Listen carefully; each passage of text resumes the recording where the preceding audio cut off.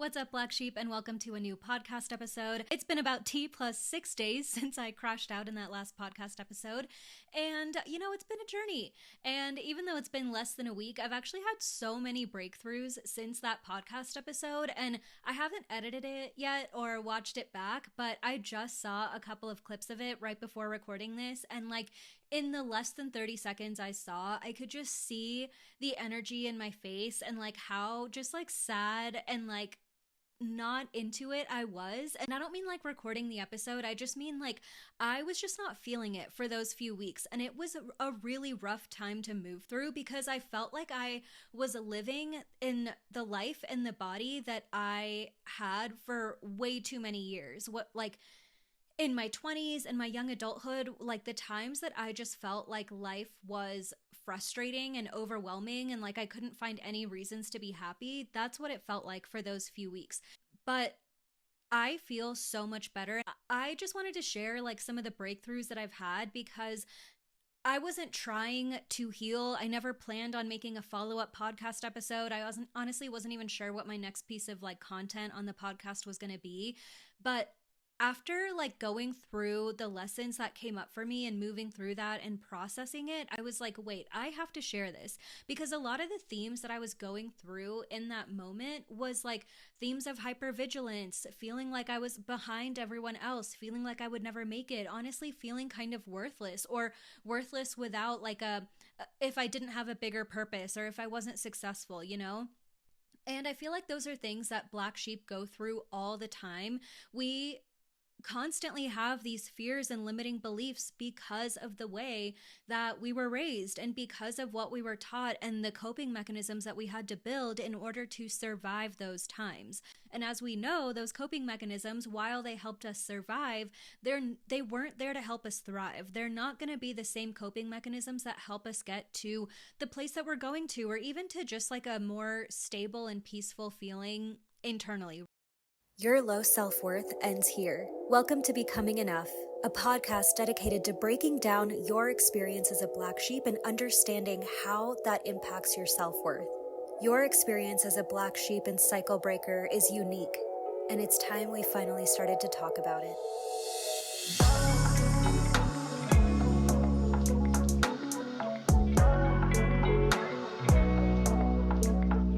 I also, before I get into all the lessons, want to remind you that there's no such thing as healed. We're always going to be healing. We're always going to be going through these cycles. And anyone that tells you that you will get to a place where you're completely healed, or it's a before and after situation, or even this stuff online about don't come to me unless you're fully healed, don't come to me unless you're healed, none of that, first of all, makes any sort of sense. And second of all, people are still so attached to the idea that there can be a true before and after. And of course we can have, before I got sober, after I got sober, before I made these lifestyle changes after. So there are those things that can create chapters in our lives, but it's always a progress. It's always a work in progress. And so we all know this. I know this, but even I need that reminder sometimes of oh my God, I'm letting this self-improvement talk or this self-help speak get into my mind, and especially internet advice, which is ironic because I know I'm here talking on the internet, but we let a lot of that get to us. And even if we consciously know something different, we are constantly being fed these messages of you're not there yet, now you're here, right? And that distinction gets so hard to unplug and separate in our daily experience because we don't always notice the little ways that those little things are creeping in to our experience. So I wanted to say that. And then the second thing is the only way through healing is accountability, right? I learned these lessons, and every lesson that I've really learned in life has been because I've held myself accountable.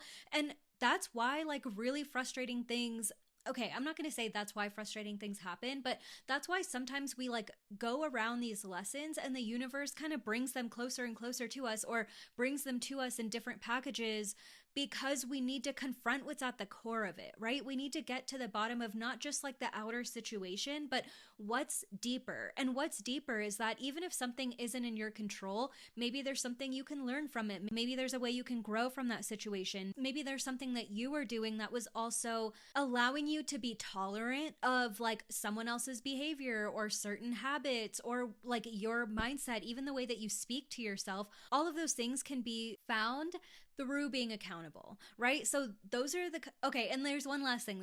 Obviously, shame. We're going to talk a little bit about shame because there's also no reason to shame yourself. Like, again, I've never like opened up that much, even about my business online, because for a big part of my life, I thought like, well, it's my business. I'm the owner. I'm the one that has to deal with the problems. I have to deal with the ups and downs. I have to, and like, I didn't want to make you feel like you're responsible for that or like almost like break the fourth wall in that way, even though I've never tried to be anything other than like a regular person.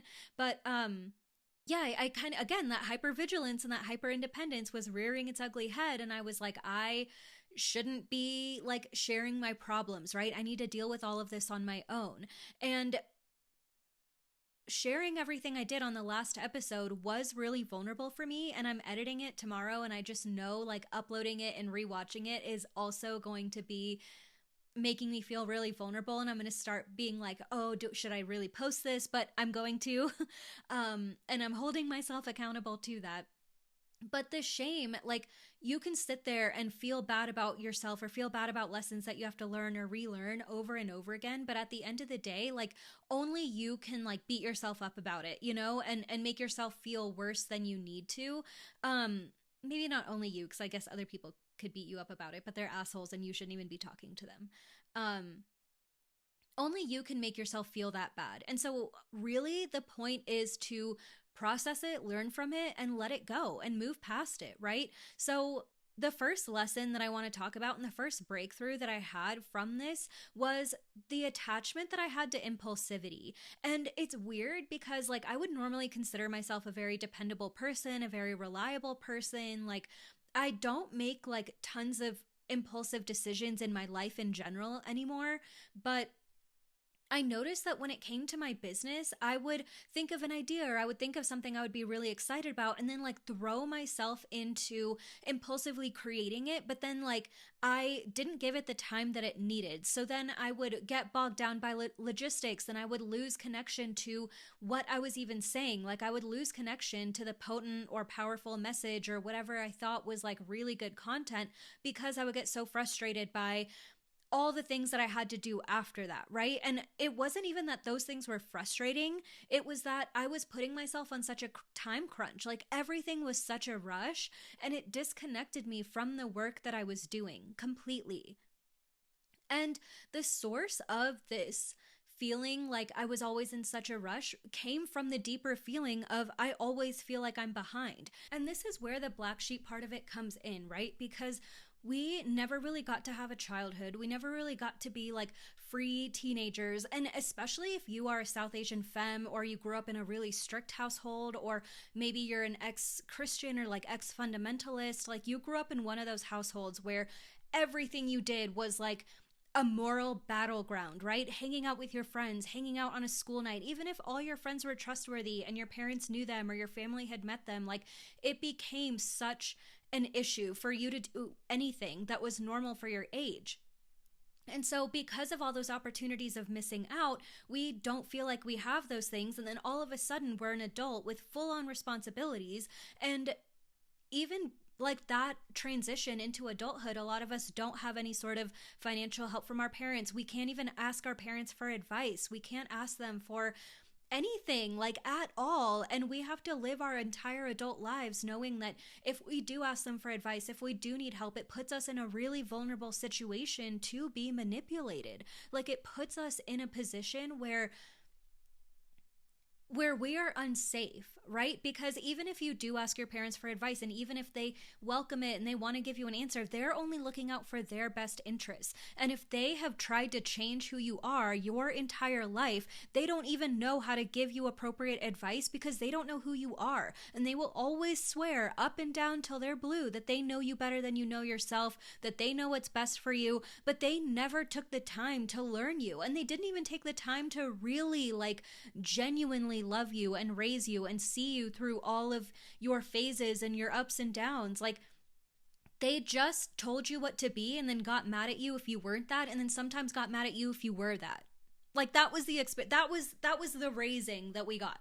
So it's okay, what? And so now you're in adulthood, you have all these bills, you have real responsibilities, you have friendships to navigate and jobs opportunities to figure out, and doing your taxes and dating people and trying not to fall for a narcissist. You have all this shit going on in your life. And so you go from one survival mode to a different kind of survival mode. And so while you're standing around watching your peers get to have fun and get to be kids and get to be teenagers and go on, fun adventures, and move to their first apartment and even have financial, stability or financial backing, or at least a financial safety net from their parents to explore and to do these things.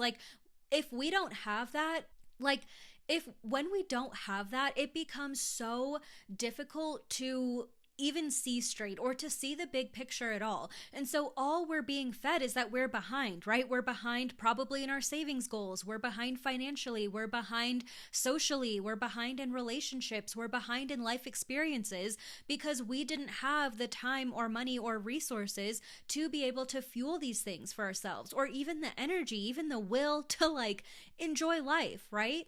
And so I really felt that way. I felt like I'd been behind, and my whole 20s, especially going to college with all these trust fund kids and all these kids of one percenters. Someone once posted a Lamborghini on the Facebook buy used page, where people would sell an old jacket or maybe a textbook. They posted their entire Lamborghini. That was my school experience, basically. And so not only did that make me feel incredibly like an alien, basically, but on top of that, all these people went on these incredible vacations, or they knew all these people, their families had connections, they were able to do so much to get ahead so easily. And even after college, even being around people of different socioeconomic backgrounds, I still felt behind. I still felt well, I'm not having as much fun as you. I'm not, trusting in myself as much. I'm not doing all these things because I'm scared. And when I'm scared, I hide and I run away and I stop living my life because I don't think I deserve to. And so all of that is very heavy. And I knew I've talked about feeling behind before, on my platform and online. And I've worked through this with clients too, but even going through that and knowing I had that feeling and feeling like I moved through it, it still comes up again, right? And that's why I was talking about at the start of this episode, you're never fully healed. You're never at a place where nothing's ever going to come up for you again. But the healing process is the process of healthy habits and good coping mechanisms and allowing yourself to feel those things and still seeing your worth and your value when you're moving through those things and when you're experiencing heaviness or frustrating emotions. You don't shame yourself for it. You don't guilt yourself for it. And even if those thoughts come up, you let them go because you know that there's no real truth there. And through whatever it is, journaling, moving your body, doing EFT, pulling some cards on it, whatever those things are that help you process, that help you understand, even just living life, but having those thoughts in the back of your mind and allowing your subconscious to kind of deal with them and bring a new light on the matter. Even that's a very Page of Cups, but even that is a very beautiful process in your healing. And that is what healing is. It's not about never having the bad thing happen because we can't even control that. It's about how you learn to respond to it and grow from it and deal with it, right? And how you treat yourself during that process. What I had to realize is, so what I was saying actually is that even this idea of feeling behind, it's like its own onion. Like people say that healing is like peeling an onion and you kind of go through these layers. But I feel like every coping mechanism we have, every like thing that we can put a name to that's like an icky feeling, like feeling behind or being hyper independent, all these things are their own onions. And you go through cycle after cycle of peeling back. Like first you don't even know it's there, and then you see it and you recognize it, and then you start learning about it. And through all these cycles of years and years of your life, you get closer and closer to the core thing in your life that not necessarily created it, but what that fear is within you, right? That attachment to your worthiness, that attachment to your safety, that attachment to your identity. All of those things are so intertwined and wrapped up in these coping mechanisms, and little by little we untangle that web, we peel that onion, right? So with feeling behind, I started to realize like I recognize it, and I know I've dealt with this before, but I am genuinely like, I'm allowing that to hinder me and to hinder my creative process and hinder my business. So a big thing for me is slowing down, but reminding myself that I'm not behind. And even little things, like I've had so many little situations where I'm challenging that and changing my actions and becoming aware of my mindset in the moment. So even today, like I came home from work, I worked a full day, and I knew I had 2 things to record when I got home. And part of me was feeling a little overwhelmed for a second, and then I was like, no, it's fine. And I was thinking about it. I was like, me, even a few months ago, would have been like, okay, well, you need to get this out. You need to record this content. Like you have a really busy week ahead. I have 2 events this weekend.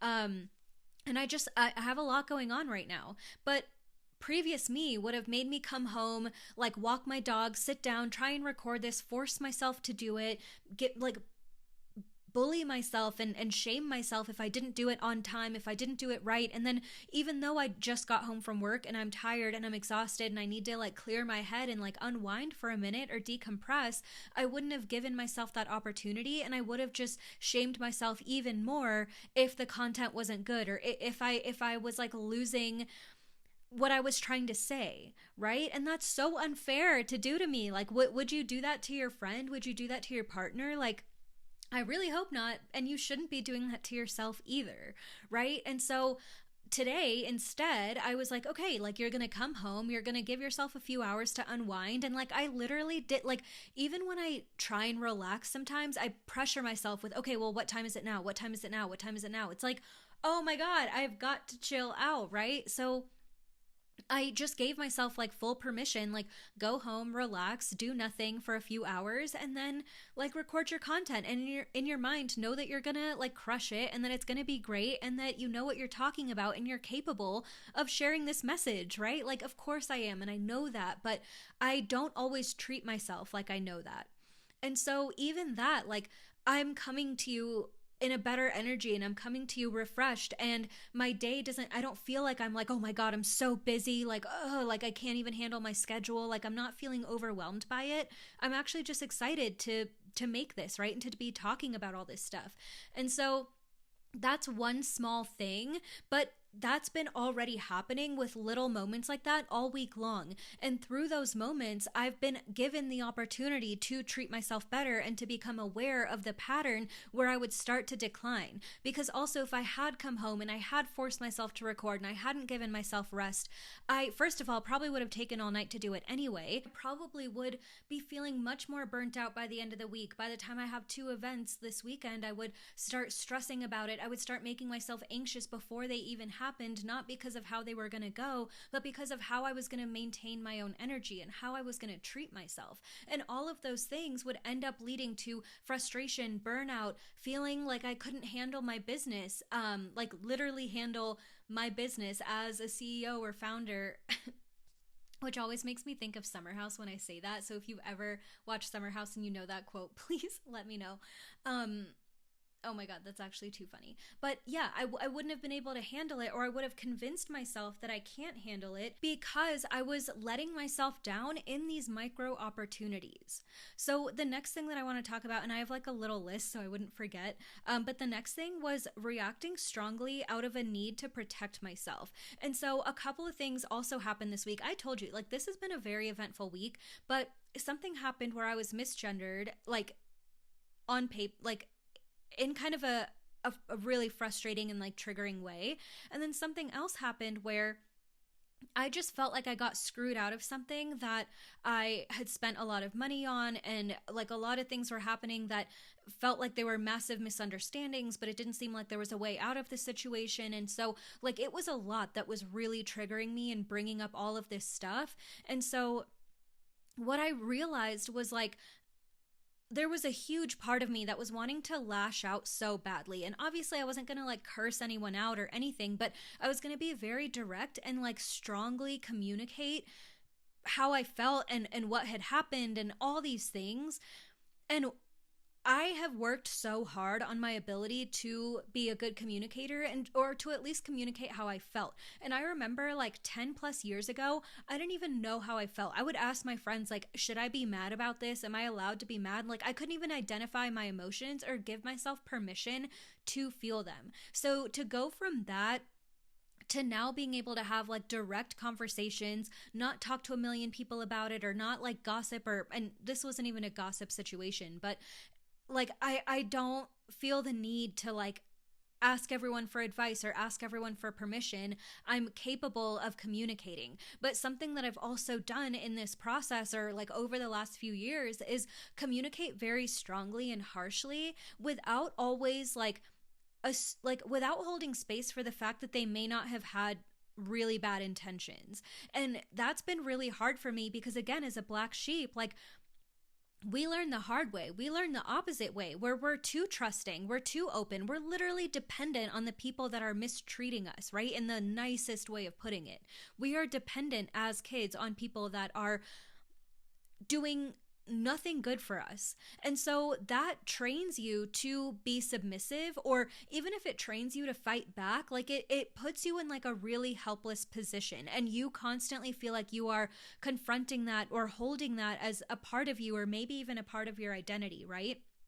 So I had to realize that I need to at least open the door for communicating without assuming what their intentions were, because I actually don't have a way of knowing that. And if they double down on what they said or what they did, or they're not like, then I can come back harder. But I don't need to do that off the bat. And that's what I was realizing is like, it probably made me a scary person to mess up around or a scary person to be around. And I don't want to be that. Like I have also had people tell me like, you're so maybe not so forgiving, but you're like not judgmental. You're so open. You're so like, I can talk to you about anything.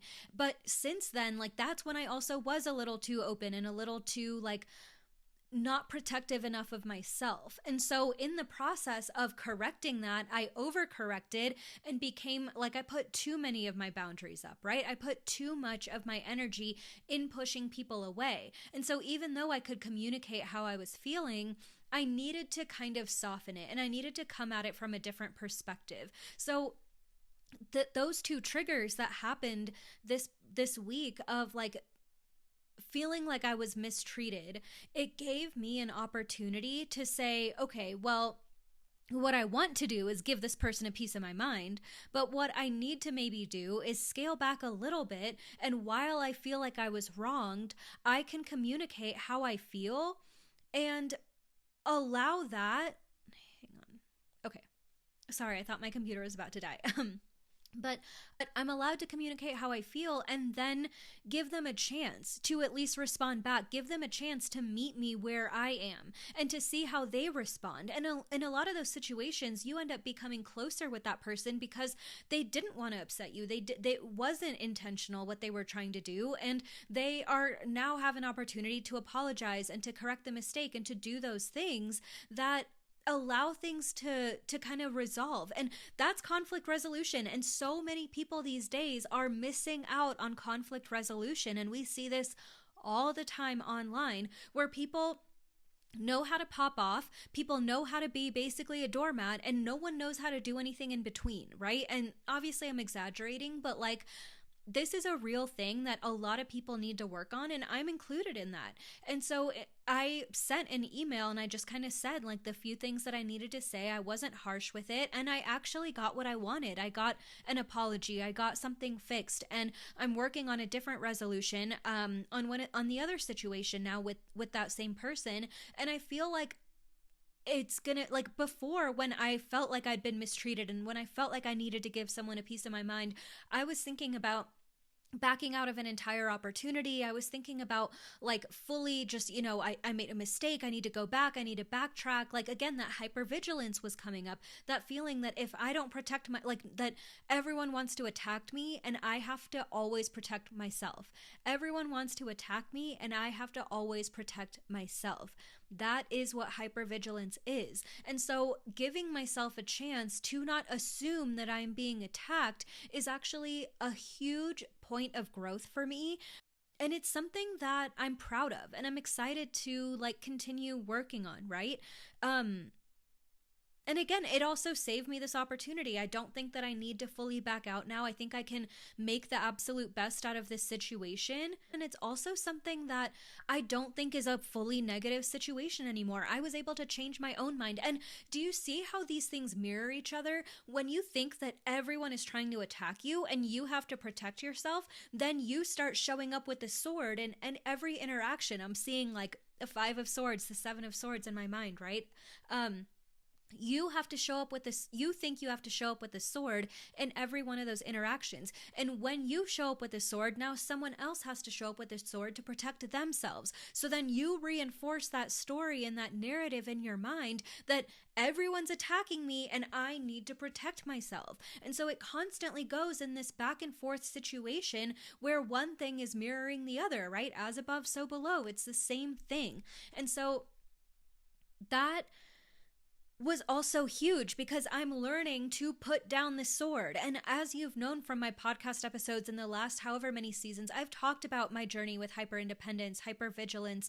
All these things it's not the first time I'm coming across this, but that's why it's so important that every time you get curious, every time you are willing to be humble and you are willing to be accountable, even if you're just being accountable to yourself, that is a part of the healing process. The healing process is not always fun and exciting, but it's so worth it. It's so worthwhile because you get to see yourself in a new light. You get to create a new version of you. You get to choose who you are. And that's why I do what I do, you guys. Like, our Black Sheep experience wrote our subconscious script to be a certain way. These negative experiences that we've gone through have basically trained us to look for constant negativity, to look around and to always be alert, to always be rushing around trying to protect ourselves in every situation. But that also keeps us isolated, right? If you're surrounded by a giant fence, you can't connect with people. You don't have community. You don't have support. You don't feel like you are loved.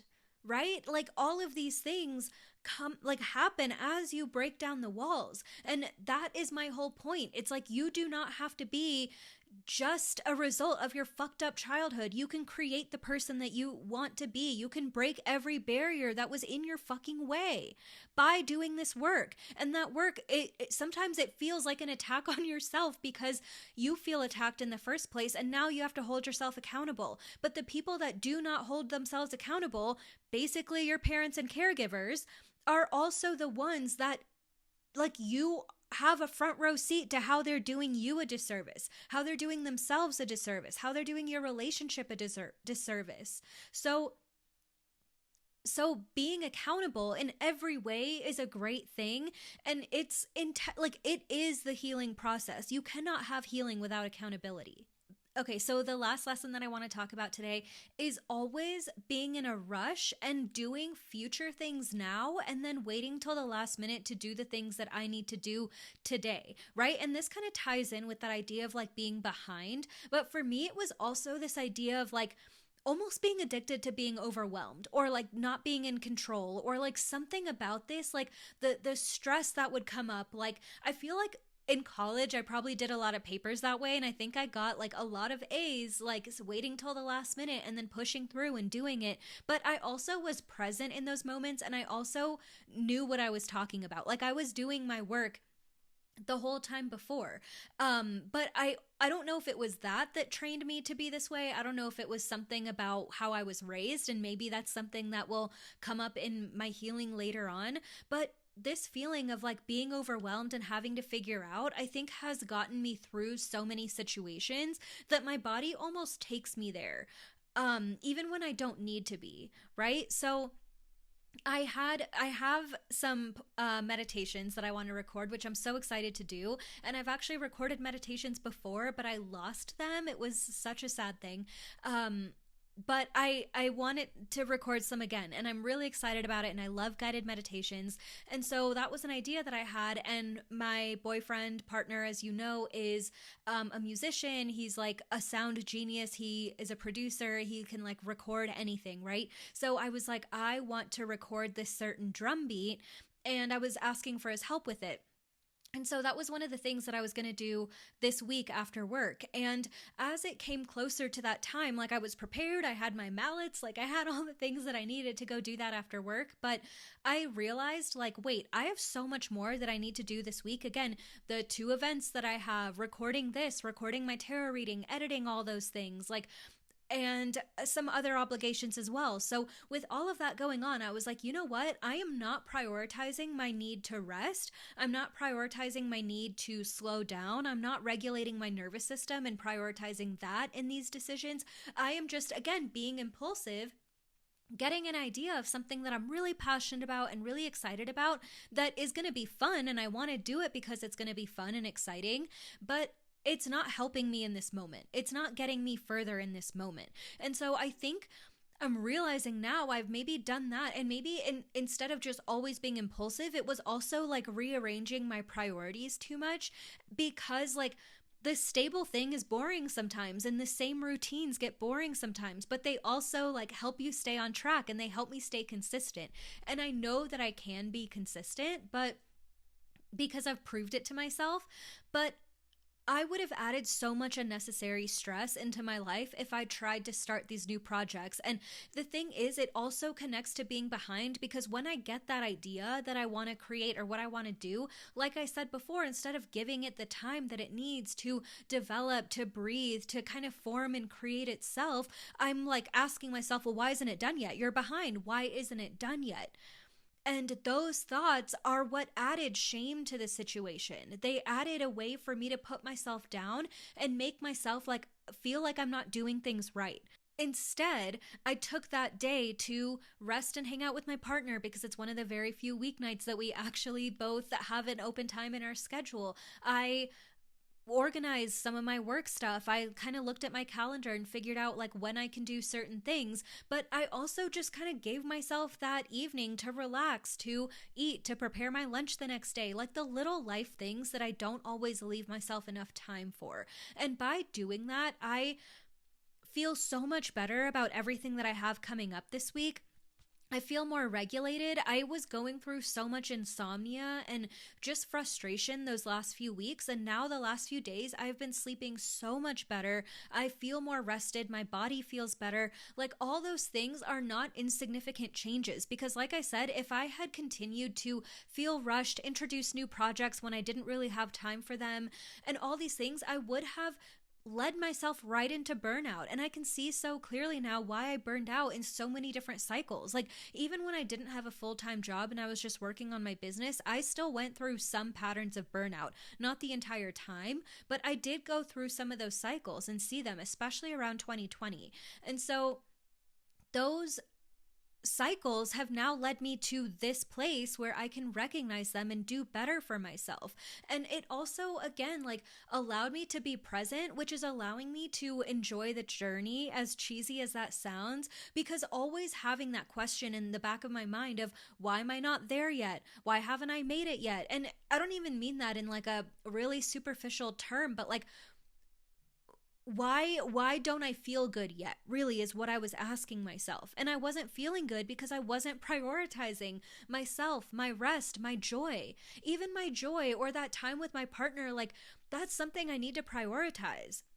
And I've gotten better at that over the years, but this was another wake-up call again in just this micro moment that showed me where I do really need to like grow a little more and where I can love on myself in a different way. The less I rush, the less I feel like I'm behind, because I also take the time out, just like I did today, to unwind before I recorded this. I take the time out in those moments and I just feel a little more grateful. I feel a little more excited, or I don't have that constant voice in my head because I'm now telling it like, no, there's different priorities here. There's someone else's voice coming to the front now. Like, I'm making the executive decisions now, and they're going to be better and they're going to be different.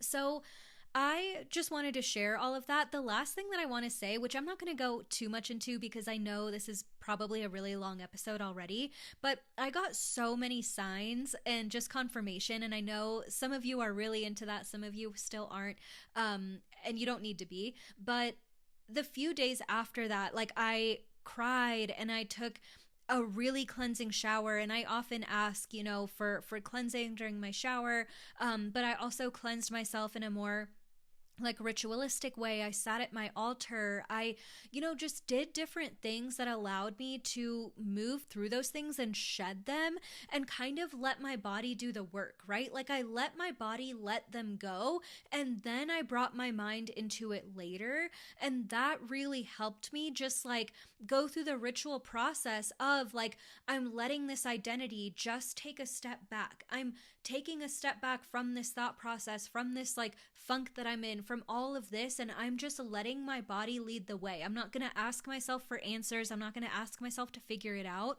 But then as I did, that cleansing, and even crying is cleansing and all those things in the next like day or two, I started getting so many signs. I started seeing 3 birds everywhere, especially on my morning drive to work, and like 3 birds just like flying and dancing and just moving through the sky and showing so much joy, right? I saw very specific angel numbers. And like, when I looked up the definitions of some of these angel numbers that were more specific, like, I always kind of tell my guides, like, let the message that I need to see come through. And they do. And so a lot of the messages that were coming up through different numbers and number sequences were about like committing to a long-term project, about like trusting the changes that are coming up for me, about being supported in the work that I'm doing, right? And different things like that came to me in weirdly specific ways that were like, okay, I can just take a step back and know that I'm on the right track, right? And this is why I always say to have your own language with the universe.